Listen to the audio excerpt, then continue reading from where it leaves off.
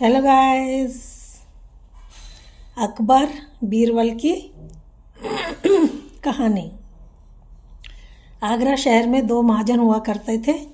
एक का नाम था सुखीराम, एक का नाम था बदीराम। जो सुखीराम था वो किसी से भी ब्याज नहीं लेता था, पैसे उधार देता था। तो और जो बदीराम था वो सबसे ब्याज लेता था।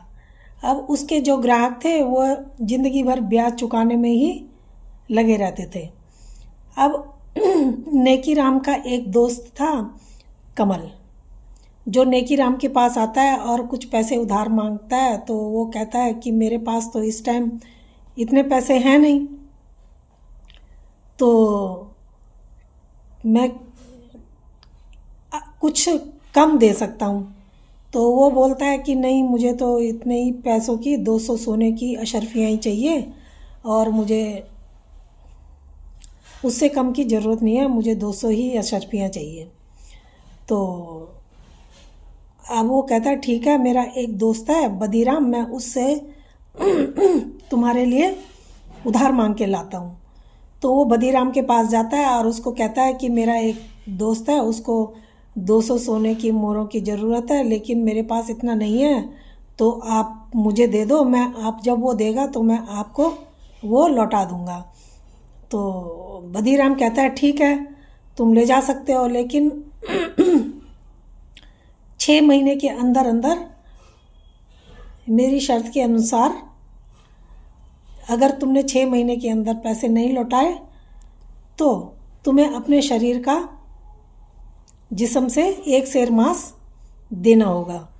वो कहता है कि अचानक ऐसी बात सुन के वो एकदम रुक जाता है। फिर कहता है कोई बात नहीं, वो ईमानदार है मेरा दोस्त और वो देगा और मैं आपको लौटा दूंगा, कोई बात नहीं, आप दे दो। अब वो देता है और साथ में फिर कहता है कि लेकिन ध्यान रखना, शर्त के अनुसार अगर तुम 6 महीने में नहीं लौटा सके तो 1 सेर मांस तुम्हारे शरीर का चाहिए। वो कहता है ठीक है। अब वो जाता है और बदीराम के यहाँ से 200 सोने की मोहरें लेके और नेकी राम और अपने दोस्त को कमल को दे देता है।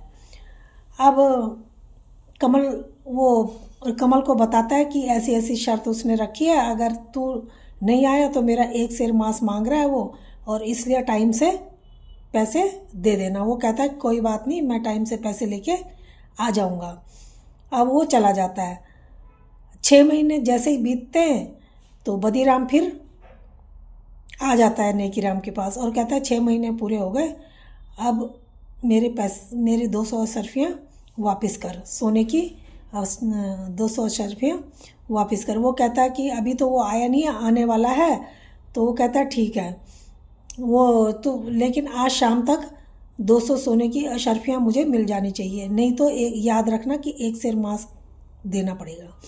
वो कहता है ठीक है, वो आ जाएगा। उसे आने में थोड़ा सा लेट हो जाता है, फिर वो दोबारा आ जाता है।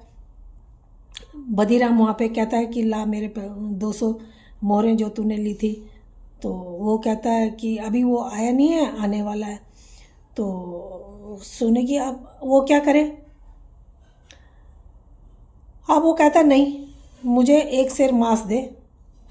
अब दोनों की ऐसी बहसबाजी हो रही थी, इतने में वहाँ राजा के सिपाही पहुँच जाते हैं, उनकी बातें सुन लेते हैं। वो कहते हैं किस बारे में इतनी बहसबाजी हो रही है, तो तुम्हें तसल्ली नहीं है।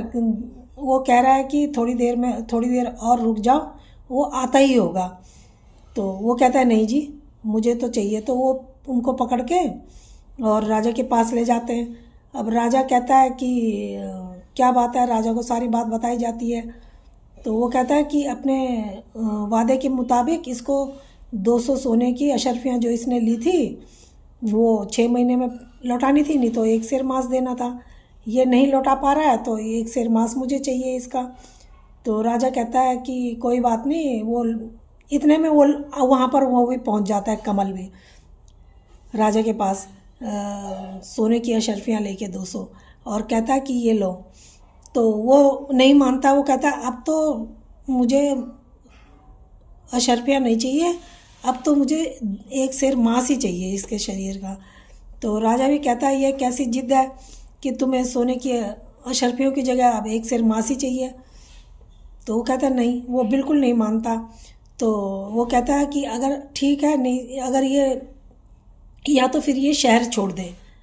तो वो कहता है कि मैं ये शहर छोड़ के कहाँ जा सकता हूँ, यहीं मैं पला बड़ा हूँ, यहीं पैदा हुआ हूँ, ये मेरी जन्मभूमि है, मैं यहाँ से कैसे जा सकता हूँ, कहाँ जाऊँगा और इसको यहाँ से।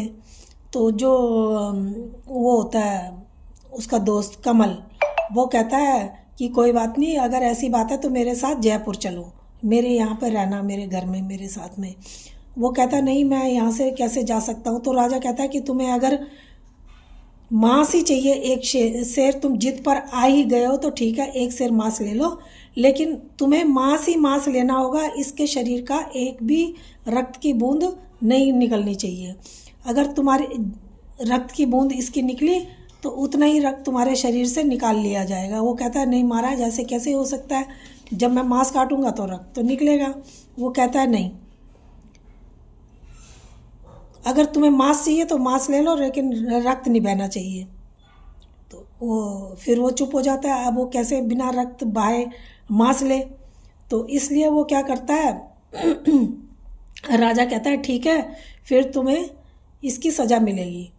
तो राजा उसको उठा के अपने उसको सज़ा सुनाता है और उसको 1 साल की जेल हो जाती है। अब 1 साल के लिए वो जेल में बंद हो जाता है और बीरबल की चतुराई से